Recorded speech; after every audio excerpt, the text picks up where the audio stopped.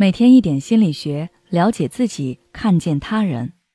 你好，这里是心灵时空。今天想跟大家分享的是，你应该考公，你应该早结婚，哪有那么多的应该？前段时间我遇到一位来访者，这位来访者看上去非常的压抑和疲倦。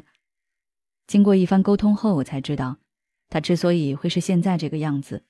是因为他觉得现在的自己很差劲。他对我说，我应该本科毕业就继续考研的，然后研究生毕业之后考进体制内。我问他为什么会这样觉得，他说是因为身边的人都是这么说的，包括他的大学老师也说他这个专业毕业后应该继续深造，不深造的话就应该尽快进入到体制内。所有人都这么说，慢慢的他也觉得自己应该要变成大家口中的那个样子。然而他几次考试都没有成功上岸，他压力越来越大，整个人也越来越焦虑。在生活中，像这位来访者一样深受应该这两个字困扰的人不在少数。你应该能拿到更高的薪水的，师范毕业就应该当老师啊。你应该在30岁之前结婚生子，女孩子就应该在家相夫教子，男孩子就应该不怕苦不怕累。这些话想必大家都不陌生。可能说这些话的人，他们没有别的意思，也是真的在为你着想。但是他们不知道的是，应该是一种基于羞耻感的表达，它传递着一种你做得不够好的信息。也就是说，他们的话语中暗含着他们对你当下情况的不满，觉得你当下的生活不够好，或者你做的还不够。说者无论有没有心，听者都有意。听得多了，你就会像那位来访者一样，认为自己应该是别人口中的那个样子，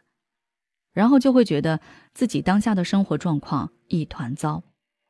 质疑自己生活的意义。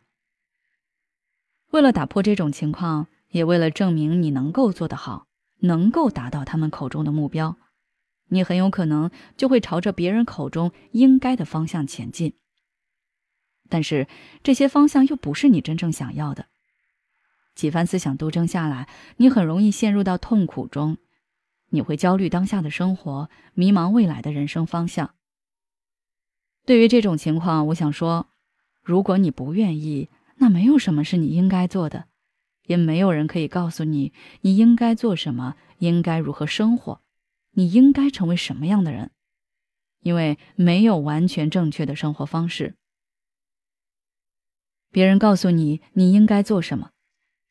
那是因为他自己已经经过了几十年的生活经验总结出来的捷径是正确的，是有用的，能让人少走一些弯路。但是他忽略了人与人之间的差异和生活的多样性。这种生活方式是他向往的，是适合他的，但并不一定适合你，也不一定适合这个时代。每个人的生活都是一本书，你的故事情节需要你自己去探索和设计，并按照你的方式来书写。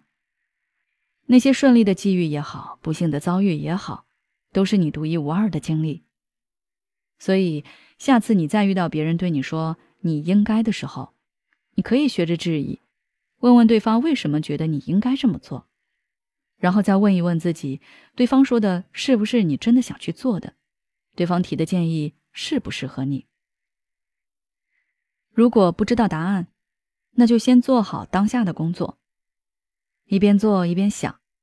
总之，无论何时都不要仅因为别人给你设置的框架影响你当下的生活。等你找到答案之后，再根据你的答案去制定目标和计划，并坚定地实施下去。最后我想说，我们听别人的建议是为了参考解惑，并不是别人说了我们就一定要这么做。你要有自己的考量，一定不能遗失自己，活在别人的应该里。好了，今天的分享就到这里，希望大家都能随心而动，自由地展开自己的人生篇章。如果你想了解更多内容，欢迎关注我们的微信公众号心灵时空，